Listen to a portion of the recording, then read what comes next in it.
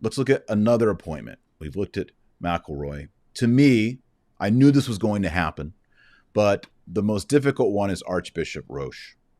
He's a man I've met personally. I've spoken to and asked questions. He probably doesn't remember me. I once was invited to a meeting at the congregation in which he works now for liturgy, for rituals. He's very much in the Annibale Bugnini school, very much in the liturgical movement. When I heard him speak, I heard him first person, praise Mass facing the people, ridicule ad orientem, praise vernacular.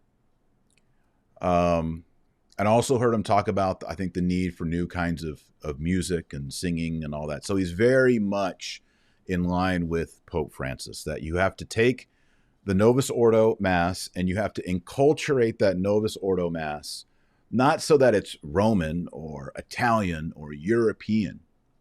Oh my, heaven forbid. No, you take that Novus Ordo Missal and you embed it into Argentina and you make it Argentinian and you embed it in all these places and you let those cultures transform the Novus Ordo. It's what I call the Novus Ordo. It's not the reform or the reform, which is more of your Benedict XVI view of the liturgies. We'll take the Novus Ordo and what we'll do is we'll graft it onto the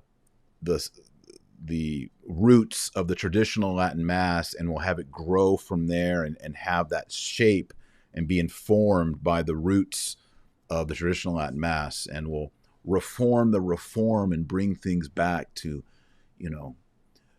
decency and reverence, and maybe have a little ad orientem, and maybe these little sacred digits might come back together every once in a while.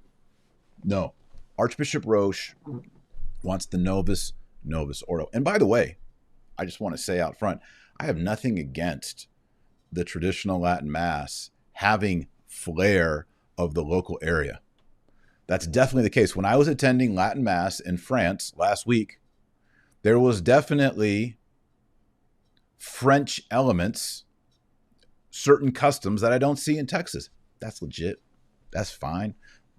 The art, the saints, even some of the things in the liturgy were distinct. They were uniquely French. Cool. That's great.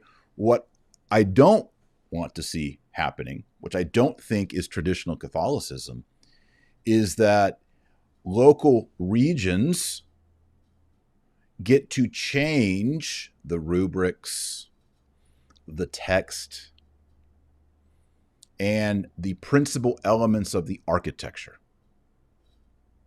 Like having an altar off to the side, which I've seen, not in Latin Mass, but Novus Ordo, instead of being in the middle, things like this. Candlesticks all over the place instead of on the altar. We got standards. So Archbishop Roche is part of that Pope Francis, Bergoglian, Bugninian understanding of liturgy, and he'll be a cardinal. Now, he was already made prefect, and that means he has the power. He's instrumental in Traditionis Custodes, the restriction of the traditional Latin Mass. And sadly, the Fraternity of St. Peter, Institute of Christ the King, and the other former Ecclesia Dei bodies are going to have to submit their questions, their permissions to the Congregation for Divine Worship and Discipline of the Sacraments. And that ultimately is going to be decided by Archbishop Arthur Roche. That means you have someone who is of the modernist persuasion regarding liturgy now overseeing, ultimately, the traditional Latin Mass communities. Now, there seems to be sort of a standstill. There's kind of silence. Everyone got all worked up. Traditionis Custodes. Nothing seemed to change. We got through Holy Week. Are we okay? We'll wait and see. We'll wait and see as Roche gets that red hat. It's also interesting is when you get a new pope, He can always fire Roche and put in someone else, but he's going to form the way liturgy is expressed all over planet Earth. All over planet Earth. And you can be guaranteed that the promotion of Latin, Gregorian chant, Ad Orientem, and communion on the tongue will not be promoted by Archbishop Roche.